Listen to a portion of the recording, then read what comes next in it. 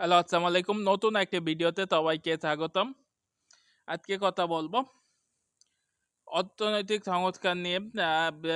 আলোচনা করছিলাম অর্থনৈতিক সংস্কারের একটি দেশের উম, আহ, রিজার্ভ কিভাবে বাড়ানো যায়, রিজার্ভ ক্রাইসিস থাকলে সেই দেশে কিভাবে মোকাবেলা করে রিজার্ভ বাড়ানো যায় সেই বিষয়ে।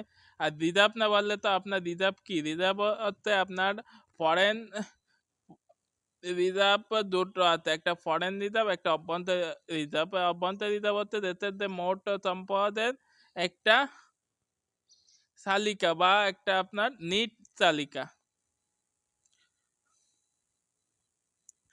বা দেশে কত টাকা কত মুদ্রা বা সম্পত্তি আছে সেটা হচ্ছে দেশের ভিতরে মুদ্রা। একটা ফরেন রিজার্ভ যখন আছে দেশের সেন্ট্রাল ব্যাংকে জমা হয় সেটা হচ্ছে ফরেন রিজার্ভ। এই ফরেন রিজার্ভ দিয়ে একটা দেশ এক্সপোর্ট ইম্পোর্ট করে থাকে,